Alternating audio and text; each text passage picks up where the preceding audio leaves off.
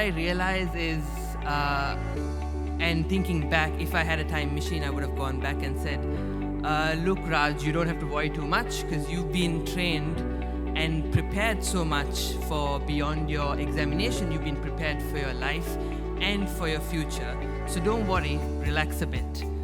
Because what I've realized with the Cambridge curriculum, and I want to summarize maybe in 3 points because I don't want to bore you and I see students lined up here, is 3 things. The first thing of the Cambridge curriculum that I've realized as I actually walked in here today and listening to the few speeches is the emphasis on curiosity. Curiosity in the work I do is research, and the tone I usually take is research is simply curiosity professionalized. You are curious as a student. If you want to be curious as a professional, you get into research. And interestingly, it comes through the curriculum you've been taught. And the Cambridge curriculum really helps you figure that out. It keeps you curious in any field. I happen to be curious in economics, so I got into this. But in general, as I talk to my peers and as they have also accomplished great things in life, we think our success simply comes from being curious. And that curiosity is ingrained in you in this curriculum. The second thing that the Cambridge curriculum does to you is it gives you a global context. Many students struggle to globalize their learnings. I've been working in economics in Sri Lanka, but last week I was in Kenya trying to figure out how do you solve Kenya's debt crisis. And the ease that I had is not to boast that, I could figure this out, but it's also because I've been taught the ways to contextualize your learnings to any country, to any global situation. And that you can take off when you go into university, when you go professional, because you're taught something that's global and not simply very specialized. And that really helps you and gives you a lot more broader opportunities because you can apply this anywhere you go and not just to a specific instance. The third thing that Cambridge actually teaches you is it was frustrating to me when I was doing the syllabus, but I'm very grateful for it, is that it doesn't spoon feed you everything that you need to know.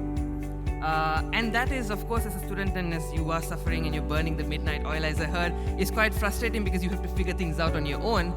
But it is immensely valuable when you are standing here today, and especially when you are dealing with the people you are dealing with in a professional setting, being able to not just rely on what I call the postman, hearing from one person and going and repeating it to the other, but being able to listen to information, critically analyze, and then question it is something that you should be valuing, and that might be painful now, but has great rewards later. So those, I think, to me, were my 3 critical things that I've learned and begin to value a lot when I've become more professional, when I start talking to people, and especially people who haven't really done the Cambridge curriculum, when they come and ask me questions, I realize the fundamental difference is the curriculum that's being taught to you.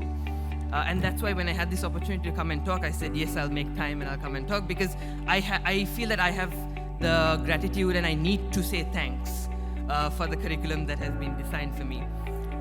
But of course I'm going to not talk too much. I'm going to end with 2 things to my fellow students. Today I am a lead economist at Verité Research. Lead economist might sound complicated, but it simply looks at what is the country doing, how can you do better, and where can the country improve. That's simply the work I do. And most of my job involves listening to people who have gray hairs and come and talk very confidently on things, and they assume that they know. And I have to listen patiently, and I basically ask the question, thank you very much for your information, but what's your evidence? And what's your source? And I think I would attribute 50% of my success to simply asking that question.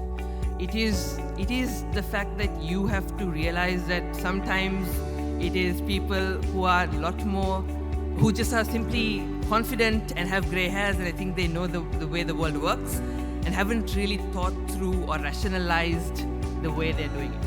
You're sometimes simply told this is the way things are and follow it. But the Cambridge curriculum tells you that you have to critically analyze everything. The Cambridge curriculum also awards you not for the final mark or final answer, it awards you for showing your steps. it is important that you don't memorize things, but you also understand why it is. And if you're simply awarded for the final answer, all of you would have gotten away by simply memorizing the textbook. But people here today, I would argue, are not here because they've memorized the textbook, but because they fundamentally understand the material.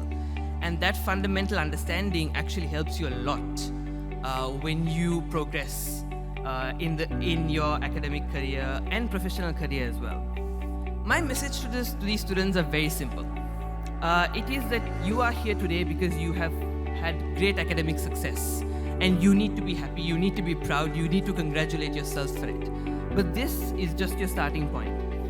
What happens from now, and I hope that you take this to your heart, is how do you take your learnings and contribute to meaningful development or human development to society? Because you guys are the cream of the cream, you are the cherry on the cake, and if it isn't for you, it is not going to be anybody else. And I've said this at many speeches, and I said, it is the students that come, and it is the students that change. And the thing that I get asked back is, Raj, you need to have experience, you need to know things, you need to be old. It is the seniors that change the world. And for that, I have one simple thing, and because I'm an economist, I ended up doing research. And one pattern you see repeatedly in countries that have gone through innovation, that have gone through a crisis, it is that it is not the seniors or the people who have spent their lives telling you that it cannot be done, or explaining to you in great detail that things cannot be done. It is actually innovation that comes from the young ones who actually don't know why things can't be done, and they're simply curious to try something new. So change actually happens from the young, it doesn't happen from the old.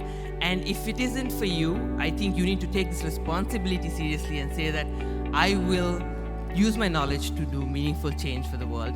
And I hope you take that to your heart, so you don't simply do this for academic success, but your end goal is to have meaningful development for society. And I'm going to end with this quote and say that children, do not underestimate how much you can change by simply being the youngest guy in the room, and you guys will do great things. And with that thought, ladies and gentlemen, I would like to end. Thank you very much.